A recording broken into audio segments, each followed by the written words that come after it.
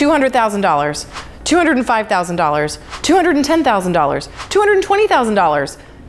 The prices just keep going up and up and up and up. And as a buyer, sometimes you have no idea where you should start and where you should end. And what if you leave money on the table? Let's talk about escalation clauses because it's a great way to have your cake and eat it too. I'm Lindsey Johnson, your resource for all things real estate. Let's get into it. Today's market is super competitive if you're a buyer, and a lot of the buyers I'm working with are always asking me the question, all right, we're up against 3 other offers. How high should we go? And boy, is that a personal question. Yes, there are certain places you can go to win the bid, but you also want to make sure that you're financially stable in your decision.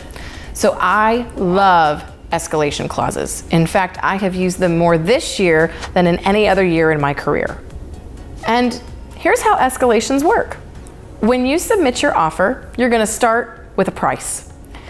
The escalation clause gets attached, and the way that the wording goes is basically, in the event of multiple offers, the buyers agree to beat the next best offer by $1,000, $2,000, up to a certain price. Example, offer coming in at $200,000.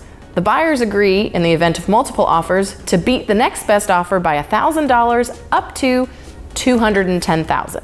That means that you're not going to go over $210,000. So if another buyer comes in at $211,000 or $215,000, then you're probably out. But if the next best offer is only $205,000, you're going to $206,000. So you get to automatically beat out offers that are next to you without having to put everything out on the table right at once. And the added benefit is, if it does go to multiple offers and your price increases, the listing agent has to show you the competing offer to prove that the escalation was real. You can think of an escalation clause like shopping on eBay. You put your cap price, and as other people bid, it kind of goes up, and if somebody goes over, then you might be out. But it keeps you within the boundaries that you've set. Escalation clauses are an amazing way to have your cake and eat it too. It doesn't always mean that you're going to win the bid, but the next question I get from my buyers all the time is, how high should we escalate? You've got to determine that based on your finances, which are a few different pieces.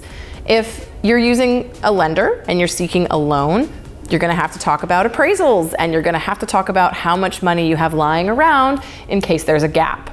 The other thing that you need to determine is what your true highest and best is. Here's how you do that. True highest and best is, if I go up to $210,000 on this house, I'm going to be happy. If somebody pays $211,000, I wouldn't have done it anyway, and I'd give those next buyers a high five. So whatever that pain point is, that number where you think, oh, if somebody beat us by $1,000, I'd be okay because I know I wouldn't have gone any higher. That's your true highest and best. If you go to $210,000 and then you're crying in the fetal position on your living room floor because somebody got it for $212,000, well, then that wasn't your highest and best. Escalation clauses, they are a fantastic way to compete in today's market. They can give you an edge without having you just throw everything on the table right at once. Just remember, you've got to come up with your true highest and best, what's the maximum you're willing to go to, and what can you afford. Your price is going to automatically go up in the event of multiple offers, so make sure you set a cap that's realistic. And if it goes to multiple offers and your purchase price goes up, make sure that the listing agent gives you the contract of the competing offer so that you can see the proof. Of course, they need to take out the names and other personal information, but you should absolutely have access to the offer that kicked your price up. If you're a buyer, it's a jungle out there right now. It can feel overwhelming, it can feel really discouraging and defeating, but hang in there. It's gonna happen. You're gonna get there. And if you need some more advice on how to win when it's multiple offers, do not miss my video because there's some really great tips and tricks in there to help you beat out the competition. I'm Lindsey Johnson, your resource for all things real estate. See you next time.